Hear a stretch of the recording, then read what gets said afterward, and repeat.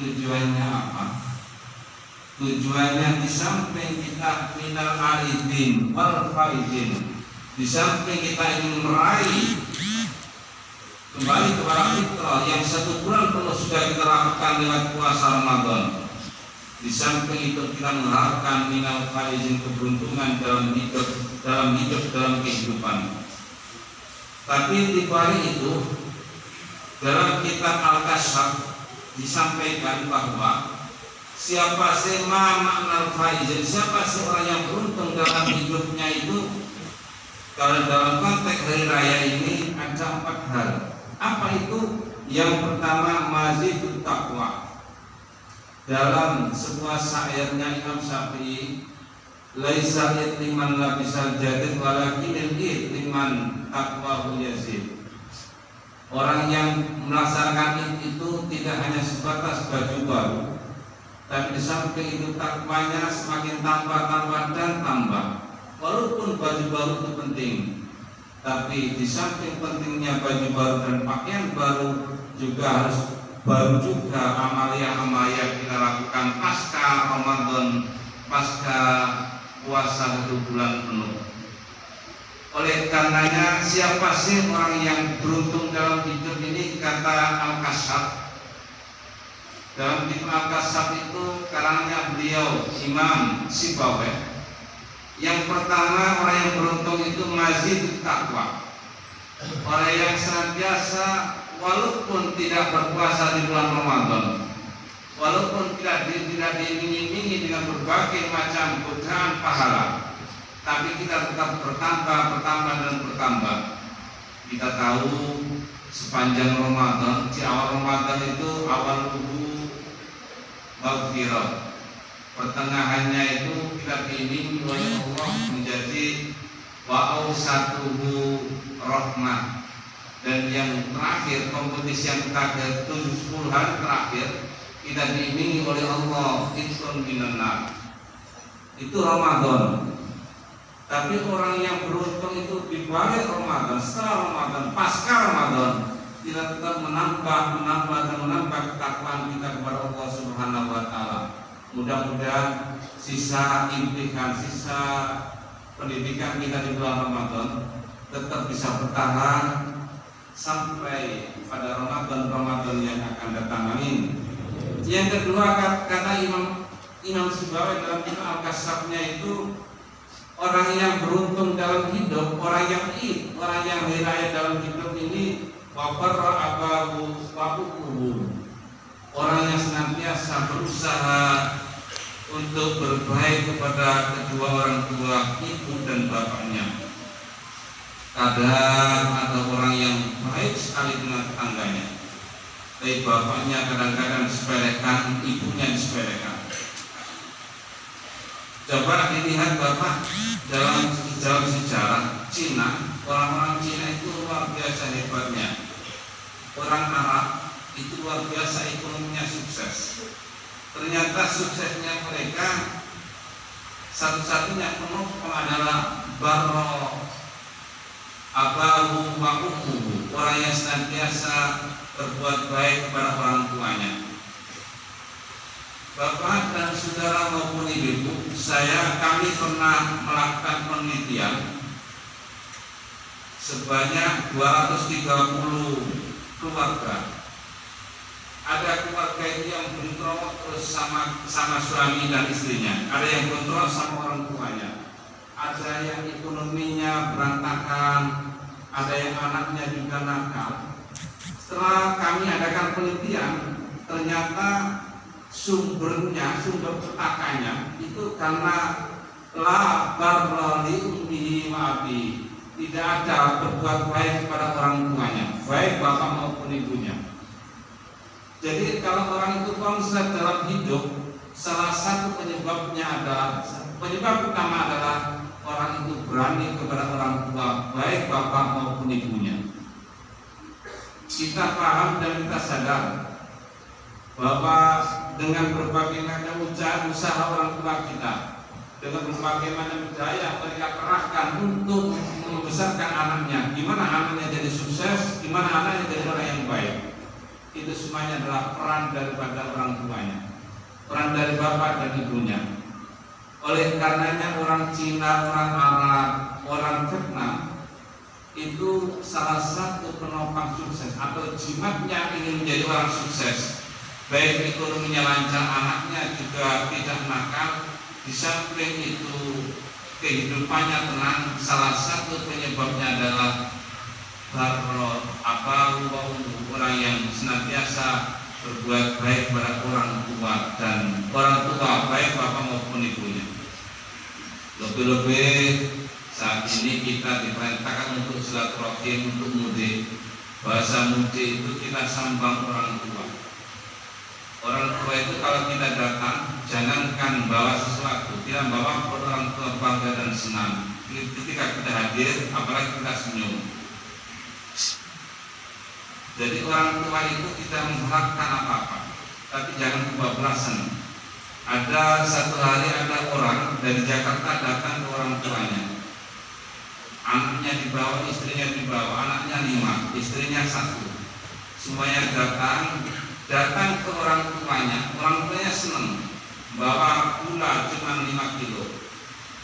Ketika waktunya pulang, suaminya bawa beras, istrinya bawa gula kembali, anaknya bawa yang lain, sampai di rumah itu just diambil untuk dibawa ke Jakarta lagi. Itu orang tuanya akhirnya mengeluh, ya Allah nak, daripada pulang kayak begini dan tak usah pulang saja. Artinya orang tua tidak sejauh itu, tapi kita yang tidak terlalu sadar akan merepotkan orang tua.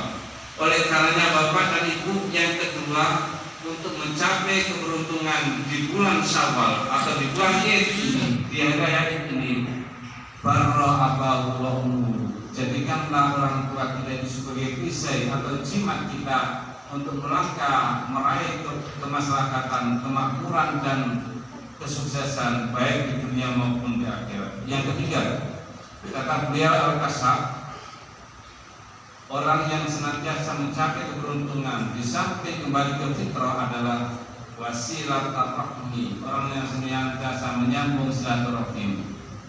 Dalam sebuah hadis, man muslimin yaltaqiyani wa yatasafahani illa ghufira lahu ma taqaddama min dhanbi. Barang siapa yang mau menyambung silaturahim dengan cara berjabat tangan, illa ghufira lahu ma taqaddama min dhanbi, orang itu selama berjabat tangan, disitulah pengampunan Allah senantiasa akan dikucurkan pada mereka yang bersilaturahim dengan berjabat tangan tadi. Mudah-mudahan dengan bulan Id, dengan hari Id ini, upayakan untuk silaturahim bersama kami, maupun orang yang dibenci maupun ataupun orang yang tidak kita benci, tetap kita bersilaturahim. Dan ini semuanya salah satu cara untuk menggapai keberuntungan dalam hidup. Yang terakhir, dalam kitab Al-Kasab itu, semua perbuatan kita, semua langkah kita, semua tindakan kita, itu semuanya muaranya adalah ikhlasihim, senantiasa ikhlas dalam kehidupan kita bersama. Ada seorang santri datang ke kiai. Santri datang ke kiai, assalamualaikum, waalaikumsalam. Siapa itu? Kami Kiai Miun. Oh, Miun yang jauh itu, mungkin kiai. Nyampe silaturahim di situ, ini kiai, saya lama tak sowan ke panjenengan, saya punya singkong. Oh iya, Miun, taruh di situ. Mungkin kiai, inilah rezeki yang kami peroleh dan kami bagi kepada kiai. Terima kasih Tuhan. Lama berkunjung, akhirnya pulanglah Miun ini. Kiai, kami pamitan pulang. Ini Kiai, kami doakan kemudian kami jadi santri yang solih, santri yang barokah dunia sampai amin. Miun, silakan kalau pulang hati-hati ya. Tapi sebelum pulang Miun, saya punya kambing di belakang. Tolong kambing saya ini saya dikatakan kepada kamu bahwa pulang dan rawat di rumah. Kalau nanti sukses, sedekahkan kepada orang lain semua dan sebagainya. Baik Kiai. Dituntunlah kambing itu pulang ke rumah. Di tengah perjalanan ketemu dengan santri satunya, Maun, yang tadi Miun sekarang Maun, Miun, iya, kamu dari mana kambing itu? Dari Kiai. Loh kok bisa? Iya Kiai sudah dapat kepada saya. Apa yang membawa? Singkong. Setelah itu santri yang satunya tadi itu bawa singkong aja dapat kambing. Andaikan bawa kambing, insya Allah dapat sapi. Pikirannya makmum. Akhirnya si makmum datanglah ke pasar beli kambing untuk diberikan Kiai. Assalamualaikum, waalaikumsalam. Siapa itu? Saya makmum Kiai. Santri kau yang dulu pernah mondar di Pondok Gau. Ada apa? Silaturahim Kiai. Singkat cerita, saya punya kambing Kiai. Saya sedangkan orang kau Kiai. Oh ya, makasih Maun. Ngomong-ngomong agak panjang, kemudian sang Maun itu pamitan Kiai. Kami mohon doanya, kami sukses. Iya Maun. Ini Kiai, saya punya kambing. Saya serahkan kepada Kiai. Oh ya, makasih Maun. Mau pulang, kok gak lama sekali Kiai bilang. Ditunggu sama Maun. Akhirnya kami telah bilang Maun, kalau kamu pulang hati-hati. Saya punya saudara Maun, apa itu Kiai? Singkong, bawalah pulang ke rumah. Dari ya Kiai Adil, saya bawa agak besar malah tambah kecil hasilnya. Dari dua santri ini perlu kita ambil intisari. Kehidupan itu dapat diraih dengan santai manakala tendensi dalam kita melangkah itu ikhlas. Apapun yang kita terima, berapapun yang kita dapatkan dari siapapun, kalau ikhlas, insya Allah ada asal, ada bekas yang kita harapkan dalam kehidupan.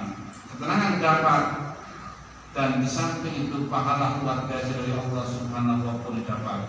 Oleh karenanya semuanya yang kita lakukan aktivitas apapun, monggo kita sami-sami berusaha untuk ikhlas semampu dan sekuatnya.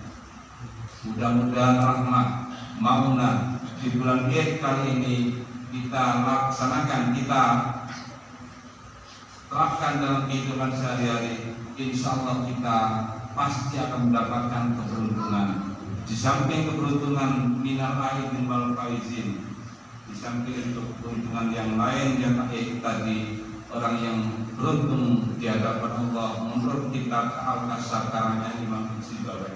Mudah-mudahan rahmat Allah, mauna dan anugerah Allah diberikan kepada kita semuanya, sehingga keluarga kita, anak kita menjadi keluarga yang sakinah, mawaddah warahmah fid dunya wal akhirah. Barakallahu li wa lakum fil Qur'anil azim wa nafa'ani wa iyyakum bima fihi minal ayatil hakim. Wa taqabbal minni wa minkum tilawatahu innahu huwas samiul basir.